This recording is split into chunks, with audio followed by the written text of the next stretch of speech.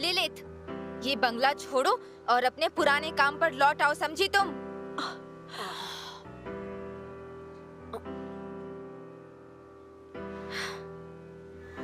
मैं अपने सारे काम छोड़कर सिर्फ तुम्हें लेने के लिए यहाँ पर आई हूँ। तुम्हें दोबारा देखकर अच्छा लगा।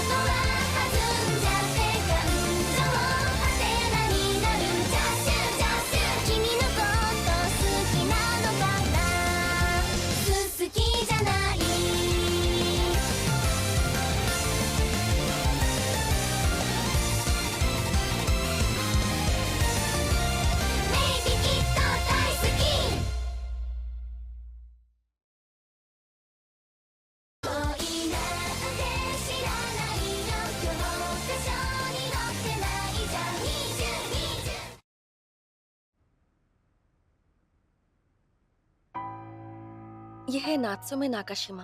हम साथ में काम करते थे और मेरी क्लासमेट भी थी। काम करती थी? ये इंट्रो बाद में करवाना, पहले अपनी पैकिंग कर लो।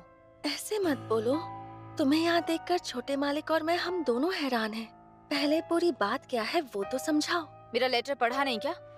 सब लिखा तो था कि मैं तुम्हें वापस बुला रही हूँ।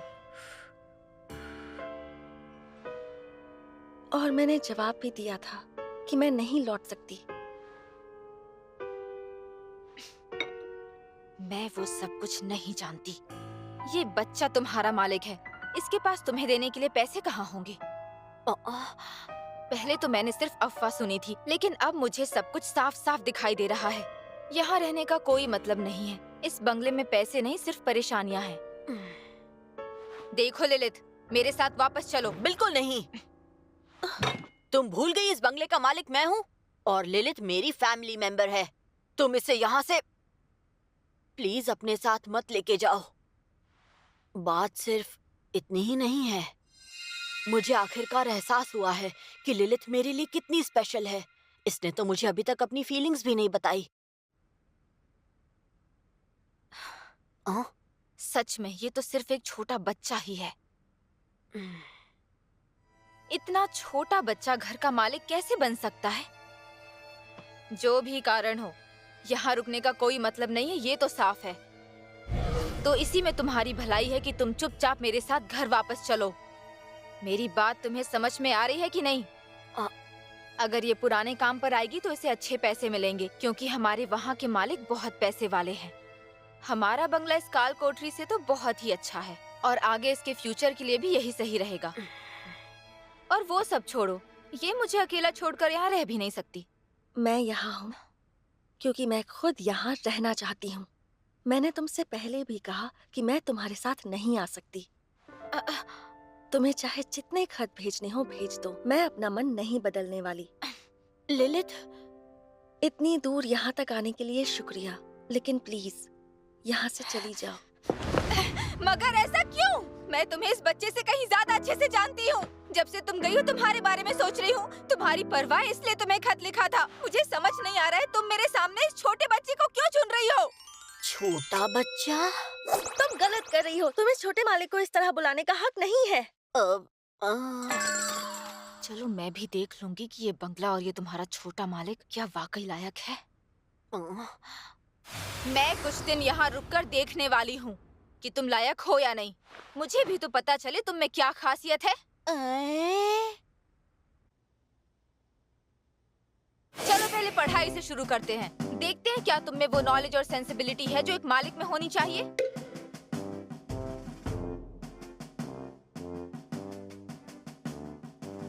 चलो बताओ, थ्योरी ऑफ रिलेटिविटी क्या है? माफ करना, मुझे नहीं पता। तुम्हें तो थ्योरी ऑफ रिलेटिविटी भी नहीं पता? क्या तुम्हें पता है नात्सुमे? बिल्कुल पता है मुझे। रिलेटिविटी वो होती है जिसमें पता है वो सब, यही वो थ्योरी है। क्या बात है। वैसे मुझे इस थ्योरी के बारे में बिल्कुल नहीं पता, मगर मैं इसके बारे में जरूर पढ़ूंगा। हाँ, मुझे यकीन है आप पढ़ेंगे।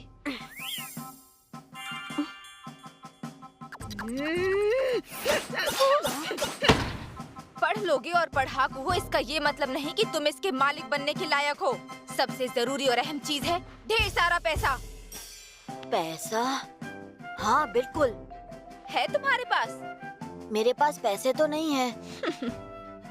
उम्मीद करना ही बेकार है। मालिक की जिम्मेदारी है अपने नौकरों के लिए पैसे मैनेज करना। क्या मैनेज? ये देखो, मैं हर महीने इस पिगी बैंक में पैसे जमा करता हूँ। ये तो सिर्फ चिल्लर है। हाँ, पता है ये अभी काफी नहीं है, मगर मुझे उम्मीद है कि मैं लिलित के लिए एक दिन एक बढ़िया तोहफा खरीद पाऊंगा। छोटे मालिक, पैसे तो मेरे पास भी हैं, लेकिन मुझे याद है तुम्हें शॉपिंग करना बहुत पसंद है। मैं हमेशा तुम्हारे साथ शॉपिंग पर जाया करती थी। हाँ, मुझे खुद पर पैसे खर्च करने की आदत है, पर तुम क्या समझोगी इस बात को? नात्सुमे, क्या तुम ठीक हो? कांच के टुकड़े हर तरफ बिखरे हैं। पीछे रहो वरना चोट लग जाएगी। मैं जाकर झाड़ू लेकर आती हूँ। शुक्रिया लिलित। तुम्हें चोट तो नहीं लगी ना? नहीं। ये तो अच्छी बात है। तुम्हें हो क्या गया है? मैंने तुम्हारी इतनी कीमती चीज तोड़ी है और तुम फिर भी इतनी शांति से बात कैसे कर रहे हो? किसी को चोट ना लगी हो ये तो अच्छी बात हुई ना। आखिर मैंने इसमें गलत क्या कहा? लेकिन मैं वो... और वैसे भी तुम लिलित से मिलने आई हो, तुम उसकी मेहमान हो तो मेरी भी मेहमान हुई ना। मुझे तो लग रहा है कि तुम मुझे बेवकूफ बना रहे हो। बेवकूफ बना रहा हूँ? लिलित, ये लड़का तुम्हें अपनी चिकनी चुपड़ी बातों में फंसा रहा है। हाँ? तुम इसकी बातों में मत आना वरना फंस जाओगी। इस मालिक और इसके बंगले में जरूर कुछ गड़बड़ है। मैं बिल्कुल नहीं मानती कि ये तुम्हारा मालिक है। नात्सुमे, मेरे मालिक के बारे में उल्टा सीधा बोलना बंद करो। लिलित, मैं तो तुम्हारी परवाह करती हूँ, बस इसलिए कह रही थी। परवाह करती हो अच्छी बात है, मगर तुम जो कह रही हो वो गलत है। मैं इस घर में काम करती हूँ, इससे तुम्हें क्या दिक्कत है? जब हम एकेडमी में थे, तुम हर छोटी चीज के लिए मेरे पास आया करती थी। मैंने भी तुम्हें परेशान किया है और तुमने भी मेरे लिए काफी कुछ किया है। मुझे खुश होने की वजह दी है, जिसके लिए मैं तुम्हारी शुक्रगुजार हूँ। लेकिन मैं यहाँ अपनी मर्जी से हूँ नात्सुमे, और मैं यहीं रहना चाहती हूँ। मैं तो बस तुम्हारी खुशी चाहती हूँ लिलित।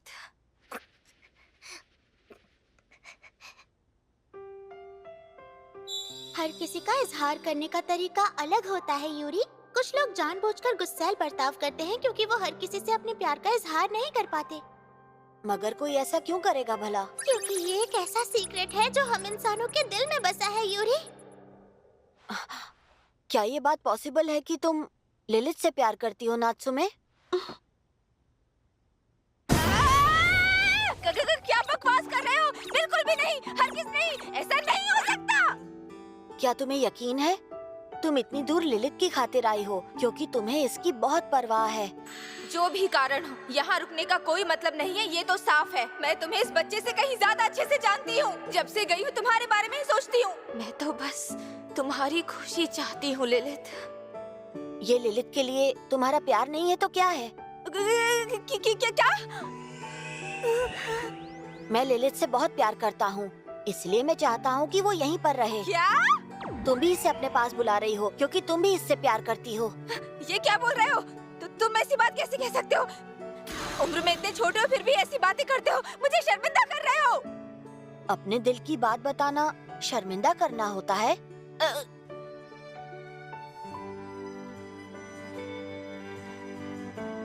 सामने वाले को पता लगे कि हम कैसा महसूस करते हैं तो शर्मिंदगी तो होगी ही ना। बड़े लोगों को ये सारी फीलिंग्स छिपानी पड़ती है। क्या तुम सच कह रही हो? मगर मैं तुमसे बहुत प्यार करता हूँ। हम बताएंगे नहीं तो पता कैसे चलेगा?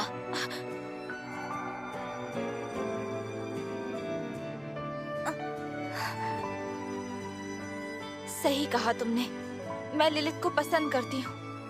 मैं हर समय उसी के बारे में सोचती हूँ। मुझे उसकी बहुत फिक्र हो रही थी।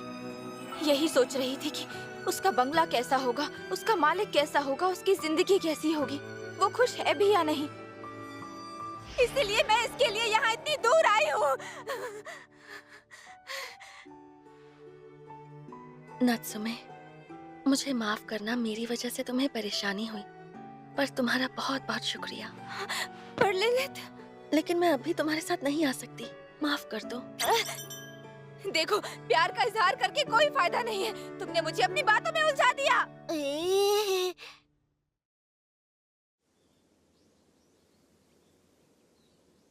मैं जा रहा हूँ।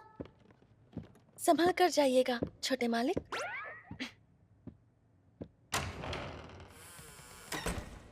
अब चलो।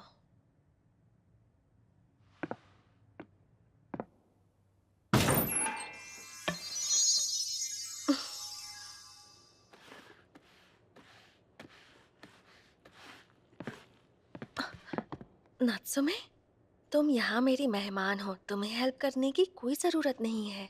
हाँ, मगर बैठे बैठे क्या करूं?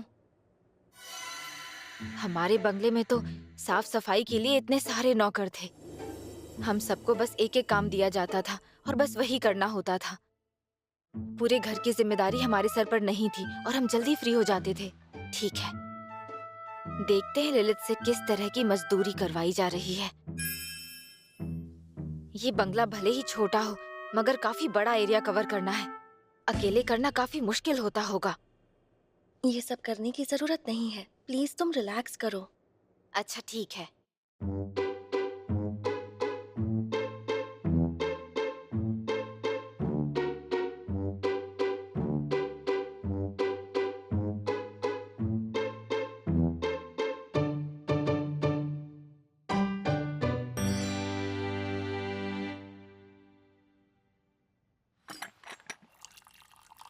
मदद के लिए शुक्रिया।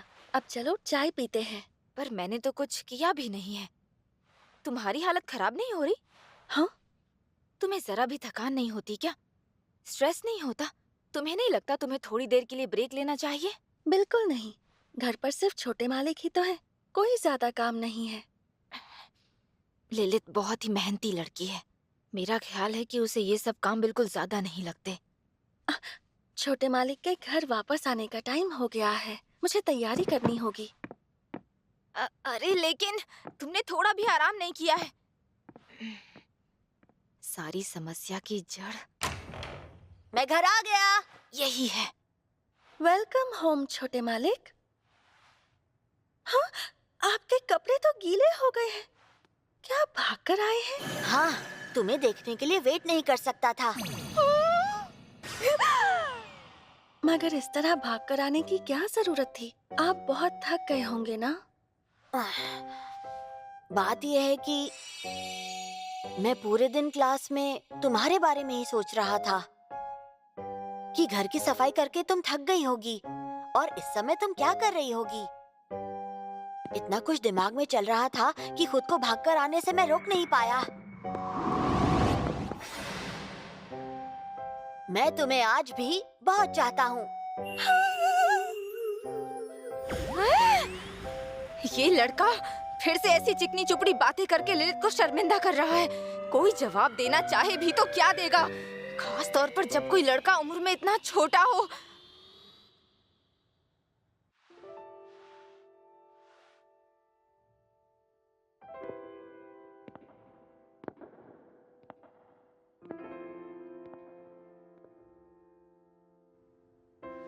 सही कह रही हूँ ना?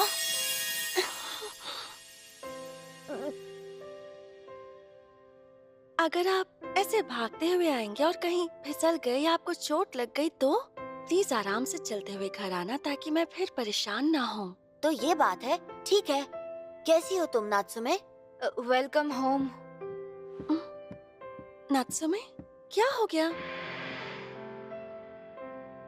कुछ नहीं हुआ।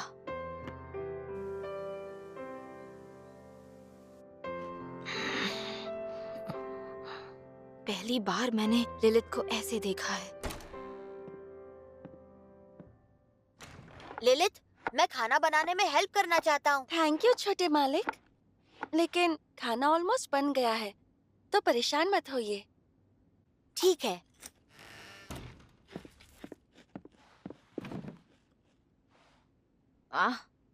एक बात बताओ नात्सुमे, क्या तुम सच में एक मेड हो? क्या? ये तुम क्यों पूछ रहे हो? तुम्हें देखता हूँ तो ऐसा बिल्कुल नहीं लगता कि तुम कोई मेड का काम कर सकती हो। तुम्हें ऐसा काम करते देखा भी नहीं। पर मैंने ये देखा कि तुम डिनर से पहले ब्रेकफास्ट कर रही थी। ब्रेकफास्ट का इससे क्या लेना देना है भला? मेरे कपड़े नहीं दिख रहे हैं तुम्हें? मैं एक मेड हूँ, तुम्हें यकीन हो या ना हो। हो सकता है कि दिखाने के लिए पहने हो। आखिर तुम अपने आप को समझते क्या हो? रुको, मैं दिखाती हूँ तुम्हें। देखो अब।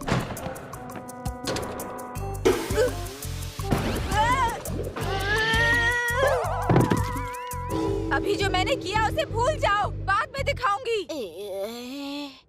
जैसा कि मैंने पहले कहा, नात्सुमे तुम हमारी मेहमान हो तो घर के काम की जिम्मेदारी मुझ पर छोड़ दो। अगर नहीं कर सकती तो जबरदस्ती करने की जरूरत नहीं। ऐसा नहीं है कि मैं कर नहीं सकती।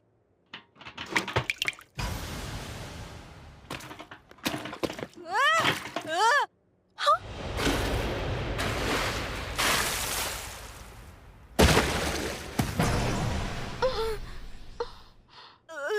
सॉरी लिलित, तुम ठीक तो हो ना? मैंने फिर से गड़बड़ कर दी। मैं इसे साफ करने के लिए कुछ लेकर आती हूँ। पुरानी यादें ताजा हो गई है ना नात्सुमे? क्या कहा, यादें?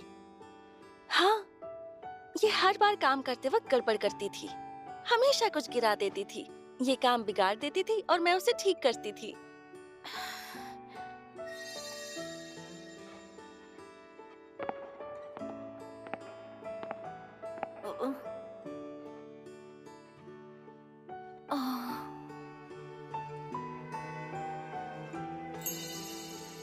आज उसी की वजह से मैं अपने हर काम में इतनी अच्छी हो गई हूँ। मुझे माफ करना, मुझे घर के काम करने नहीं आते। वो सब ठीक है, मगर तुम दोनों को जाकर पहले नहा लेना चाहिए। दोनों भीग चुकी हो। सही कह रहे हैं। मगर ये सफाई तो... ये बाद में सोचना। ऐसे गीली रहोगी तो बदबू आएगी। बीमार भी हो सकती हो। नात्सुमे, तुम मेरे साथ नहाना चाहोगी? मजाक कर रही हूँ। क्या? ऐसा मजाक कौन? अच्छा ठीक है, नहाते हैं। पानी कैसा है? ज्यादा गर्म तो नहीं? नहीं, ज्यादा गर्म नहीं है। नात्सुमे, आई एम सॉरी। मैंने आज तुमसे बहुत गुस्से में बात की थी।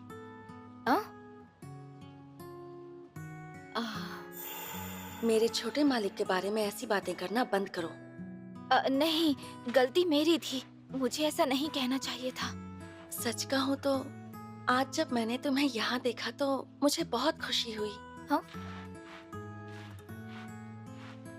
लग रहा है जैसे बोझ थोड़ा कम हो गया है। कुछ देर के लिए मैं अपनी पुरानी बातों को भुला पाई। समझ नहीं आ रहा कि छोटे मालिक की बातों का आखिर मैं क्या जवाब दूं, क्या कहूं उनसे। मैंने कभी सोचा भी नहीं था कि वो ऐसे सीधे आकर मुझसे प्यार का इजहार करेंगे। और मैं इतने दिनों से यहाँ इस घर में हूँ, उन्होंने आज तक कभी अपने दिल की बात नहीं की थी। तुम्हारे आने तक तो वो सिर्फ मुझ पर शक किया करते थे। सब कुछ इतना अचानक हो गया। पता नहीं मेरा दिल क्या चाहता है। अच्छा, तुम्हें नहीं पता? हाँ? तुमने अब तक शायद कुछ भी नोटिस नहीं किया होगा, मगर मैंने सब कुछ अच्छी तरह से जान लिया है। हाँ? क्या जान लिया तुमने? मुझे लगता था कि वो बहुत ही बुरा मालिक है। उसने बेकार ही तुम्हें फंसा रखा है और वो हर वक्त तुमसे काम करवा के तुम्हें बस परेशान करता रहता होगा। मगर जब भी वो इजहार करता है, तुम्हारा चेहरा देखने लायक होता है। तुम्हें जरा भी हैरानी नहीं हुई, बल्कि वो सुनकर तुम्हें बहुत खुशी हुई। क्या कहा? खुशी? और नहीं तो क्या। इसका मतलब तुम समझती हो ना? नहीं, बिल्कुल नहीं। मैं तुम्हें इस बारे में बिल्कुल नहीं बताने वाली। ये बात तो तुम्हें खुद अपने आप ही महसूस करनी होगी। क्या सच में उस वक्त मेरे चेहरे पर खुशी नजर आ रही थी? हाँ, तुम बिल्कुल एक खुली किताब की तरह लग रही थी। नहीं, क्या मैं हमेशा ऐसी हो जाती हूँ? अब तो मुझे शर्म आ रही है। तुम बहुत खुश लग रही थी और तुमने मेरी ओर देखकर भी मुस्कुराना शुरू किया। ये देखकर सच कहूँ तो मुझे भी बड़ी खुशी हुई। देखा जाए तो इसका श्रेय उस बच्चे को भी जाता है। हालांकि मैं ये कहना नहीं चाहती थी। बीमार भी हो सकती हो।